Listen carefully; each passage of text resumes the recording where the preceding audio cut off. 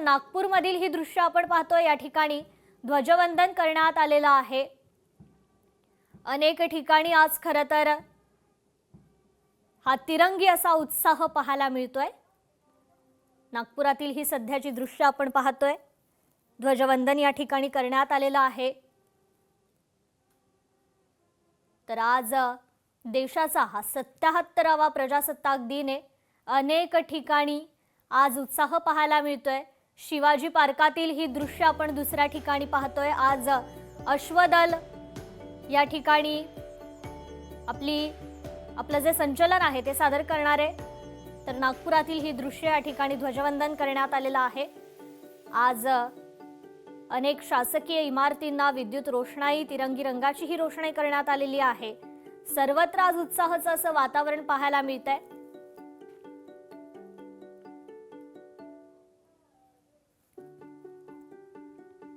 प्रजासत्ताक दिनानिमित्त आज राष्ट्रध्वजाला तिरंग्याचा हा सन्मान असतो। ध्वजवंदन अनेक ठिकाणी करण्यात येत आहे।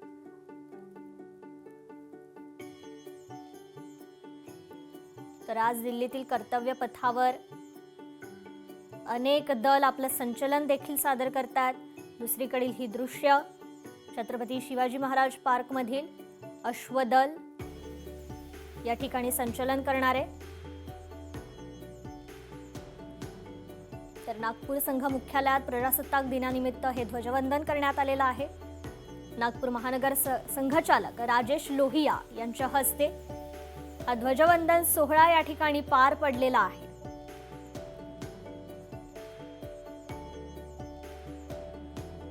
सर्वत्र आज वंदे मातरम या राष्ट्रगीताचं सन्मान करण्यात येतोय। एकीकडे ही दृश्य पाहतोय नागपुरातील, तर दुसरीकडे शिवाजी पार्कातील दादरमधील ही दृश्य। भारताचा आज 77वा प्रजासत्ताक दिन। शिवाजी पार्कात देखील दरवर्षी खरं तर संचलन करण्यात येतं, पथसंचलन करण्यात येतं। तर ही दिल्लीतील दृश्य कर्तव्य पथावरील अनेक दल या ठिकाणी पथसंचलन करतात। खरं तर आज विविध राज्यातील चित्ररथ देखील आपल्याला पाहायला मिळणार आहेत।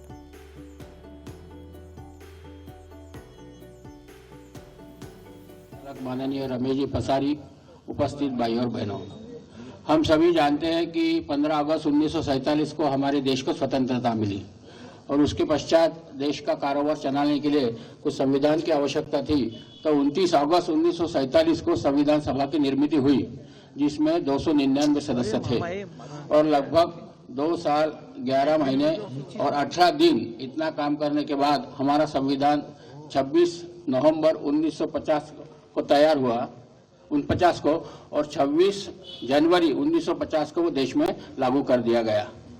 काफ़ी मेहनत और लंबी बहस के बाद ये संविधान तैयार हुआ। पूजनीय डॉक्टर बाबा साहब अम्बेडकर ने संविधान सभा के आखिरी भाषण में जो कुछ मुद्दे रखे थे, उसमें से कुछ मैं आपको बताता हूँ जिसको हमने ध्यान रखना चाहिए। Good constitution, bad people.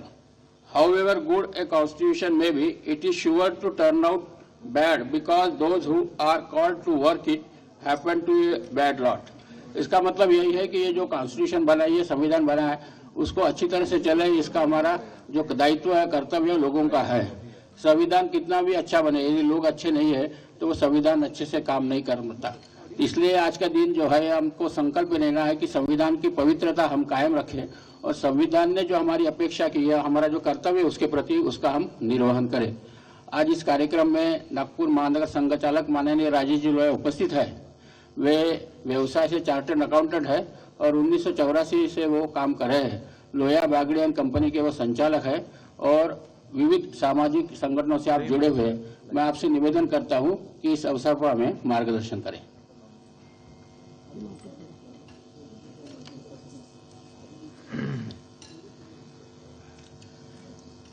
आदरणीय यहाँ उपस्थित सुरक्षा दलों के सभी अधिकारीगण, नागरिक बंधु भगिनी, आज हम सब यहाँ पर गणतंत्र दिवस मनाने के लिए एकत्रित हुए हैं। यह दिन हमें याद दिलाता है कि भारत केवल एक देश नहीं बल्कि संविधान द्वारा संचालित एक जीवंत लोकतंत्र है। हम जो सोचते हैं, विचार करते हैं, हम जो आचरण करते हैं, व्यवहार करते हैं, वे संविधान की भावना, मूल्यों और नियमों के अनुसार हो, यही अपेक्षा है। संविधान सम्मत विचार यानी सब नागरिकों को एक समान देखना, मानना, लोकतंत्र, स्वतंत्रता, न्याय और बंधुत्व में विश्वास करना, संवाद और सहिष्णुता का रास्ता अपनाना, विचार इस तरह से चलने चाहिए, ऐसे संविधान के माध्यम से अपेक्षा है। व्यवहार और आचरण कैसा हो, इसके बारे में भी संविधान में लिखा है।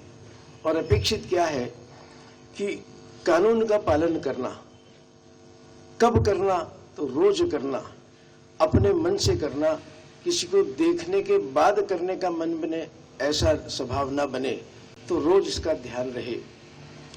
दूसरे के अधिकारों का सम्मान करना, नित्य नियमित ये विषय हमारे सामने आता है, हमारा आचरण उस तरफ हर वक्त रहे, ऐसा विचार मन में हो और आचरण वहां तक पहुंचे।